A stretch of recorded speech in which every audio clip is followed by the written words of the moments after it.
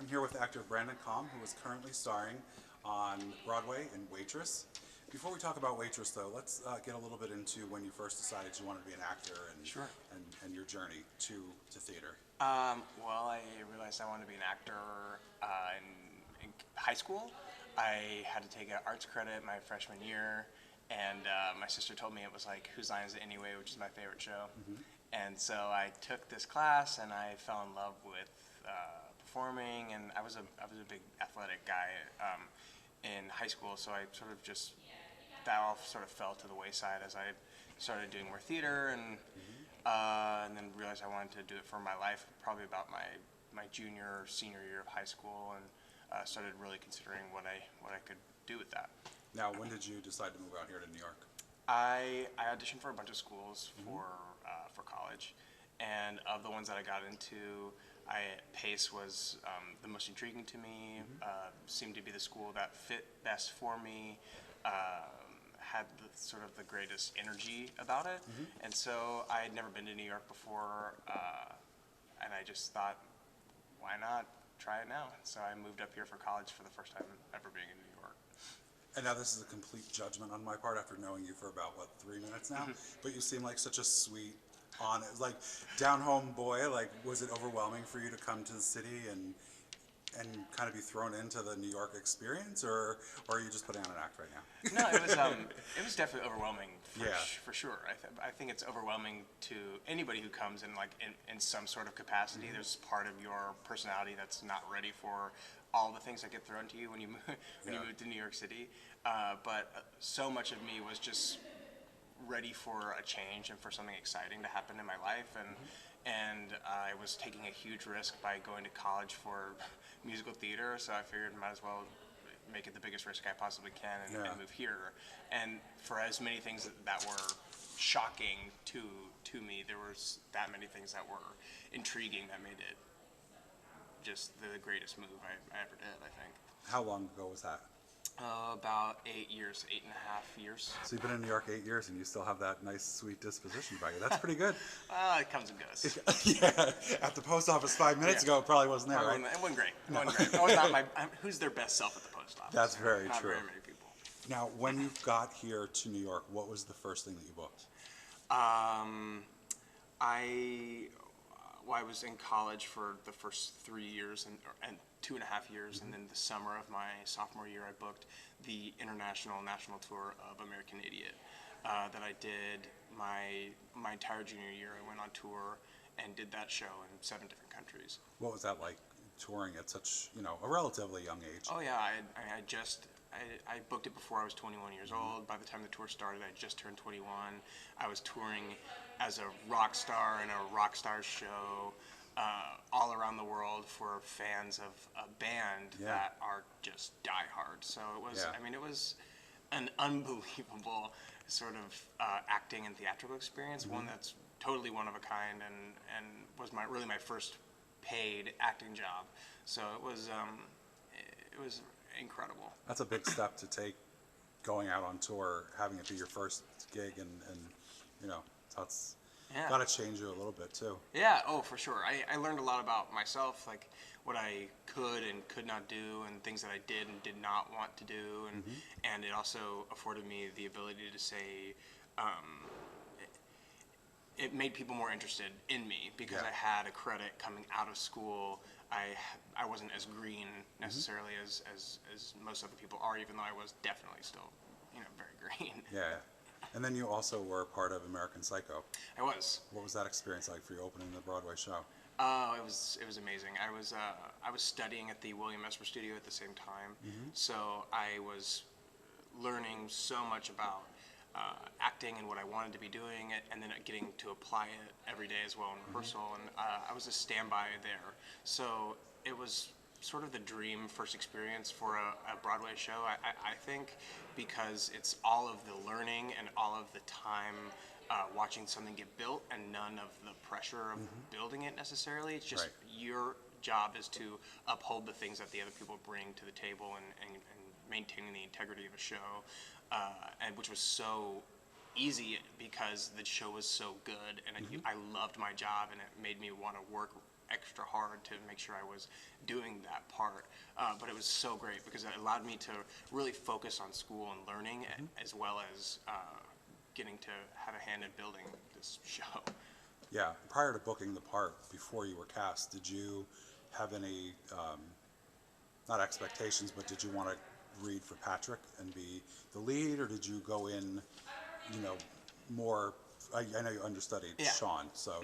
Yeah, I understudied Sean and the other four guys that are Patrick's entourage, essentially. And I mean, yeah, I would have loved to have read for it, but I was too young, like far too young to be the part anyway. I just really wanted to be a part of the show. I loved the movie. I loved tongue in cheek. I've always been a huge fan of his work, and just to be a part of that project was all I wanted. I would have done anything for the show. Right. So the chance to get a crack at multiple roles was really an opportunity I did not want to miss out on. And how much of a gap was there in between you joining Waitress and American Psycho closing? There's about a year and 3 months maybe between those shows. And now you're part of the ensemble, but you have just come off of playing one of the major characters. Yes. So what was that experience like, going from the ensemble to being a lead to, now you're back in the ensemble, which is fantastic. Yeah. But what was the transition like for you, going from one step up? It was interesting. The thing that sort of surprised me the most about it was the stamina. It's just something, when you're doing something so different, you have to you build different muscles. You work on different muscles, both like through my entire body as well as my voice, and things that I wasn't necessarily flexing every day. I started to build fatigue or have fatigue in places that I didn't normally, and then try to be building those muscles while also maintaining the integrity of the part that I had been doing or had been able to do when I had a 2 or 3 show, 4 show stint. Yeah. But to have 16 in a row was something that I hadn't done ever, really. Because I've always been in an ensemble and covered parts. It was my first time really being the lead of a show and carrying that show along with the other actors and maintaining that part, that was the most surprising part about it. Right. This might sound utterly ridiculous, but as a person who loves going to theater, it seems like the ensemble members have to work equally as hard, if not harder, because you kind of want to not draw attention from the leads, but you also have to participate at 1,000% because you kind of want to be noticed, but also have to tell the story and stand out. So I feel like the ensemble may have not a harder job, but a different, equally as important job. Yeah, I think so. I think I don't know if it's necessarily about being noticed. I feel like that's happening if you're doing your job correctly. You know? So like, our job is to maintain the status quo of a local diner, right? Which is it's so fun because we're always doing something. We're always interacting with each other. It's always real, but it's smaller, which is but also more challenging, I would think, because you have to be focused on almost not telling a separate show, but being a part of your own show to not upstage the things that are, so it's got to be challenging. It's more fun in a lot of ways, I think, because you get to improvise things, you get to have fun with people and try different things. It doesn't have to be the same conversation at the table every day. You can bring something new, and depending on how you are as a person that day and who you are bringing to the table that day, as me, Brandon, I get to be certain facets of myself within a show, so it never gets stale. It's it's always changing, which is the dream, honestly. Right, absolutely. Now, you've done primarily theater, but you do have an episode of The Blacklist coming out this year, or episode 8, right? I believe so, yeah. It was really fun. I had so much fun doing it. It's only my second time on a TV film set, which is always what I've wanted to do. It's hopefully what I will continue to do, but I'm just still learning so much every time I'm there. Every time I'm there, I'm just trying to be a sponge to soak up as much as I possibly can, because it's so different. Oh, absolutely. It's so different from what we do on stage. Did you find it not weird, but was it trying to adjust and not having an immediate reaction off of somebody like you get in theater, somebody reacting to you, and on a set, it's just like, okay, we all have a job to do. I have to do Right. the lights right. I have to, and so people like the director's watching you, but That's everyone it. else probably doesn't watch you. Right. They're probably watching to make sure what their particular part in Oh, the yeah. process is. So Well, there's no like rehearsal for you. The rehearsal in a TV film is a camera rehearsal. Yeah. So it's like to have booked the job means that the director and the producer and everybody have signed off on you and trust that you know what you're doing when you show up. Yeah. So there's that much more pressure because you don't ask questions about your character or why you're doing this or why you're doing that. These are the things that you have to have Right. carved out for yourself in the audition so that you know what you're doing, because each scene technically stands alone. So if this scene stands alone and I'm doing this scene in my audition and I know exactly how it goes, then I have a shot of booking the job. But if I'm misreading it or doing it incorrectly, then you're out the door.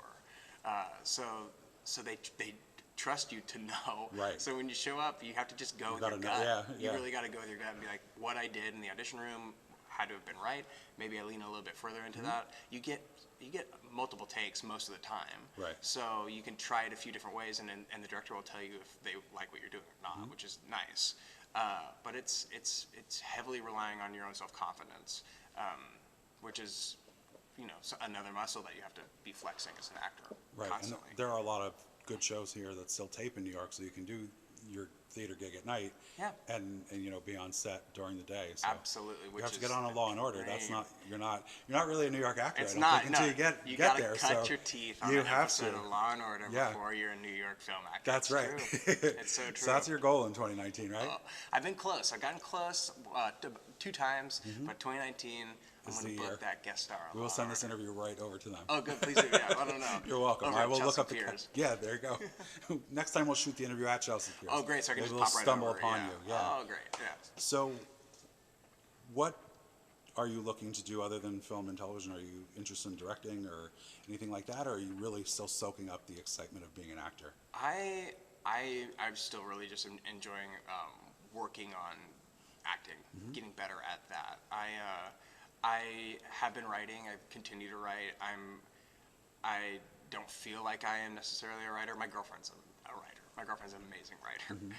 So I try to have her Steal her stuff rub and- off but on yeah. me a little bit. But that's something that's always intrigued me is writing, and so I think that's something that I'd like to do because I want to be creating my own content. Right? Yeah. It's like that's sort of what the game is out here or anywhere. So there's a few people who I write with and I work with, and I'll probably keep doing that in 2019 as well. And it is an exciting time as an actor or any facet of the industry because there are so many projects that you can Yeah. work on. There's streaming. Oh, There's little my gosh. Instagram things you can do. Yeah. There's YouTube movies you can put out. I mean, you could shoot a movie on your iPhone at this point. Sure could. So Tangerine, there's- they did it already. Yeah, there's so much that can be done that you can produce your own content, and it's almost limitless possibilities. Which is overwhelming, for a lot of people, including me, where you have so many different options. There's so many things for you to do that you do nothing, and I don't want to be that One of those, person. yeah, That's for sure. yeah. Well, I thank you so much for taking the time to meet up with me. It's been a real pleasure interviewing you, Yeah, and my pleasure. hopefully our next interview is when you book your Law and Order. My Law and Order episode. Thank you. If not, you're done. We're never talking again. That's fine. That's Yeah. Have a great weekend. Thanks, you too.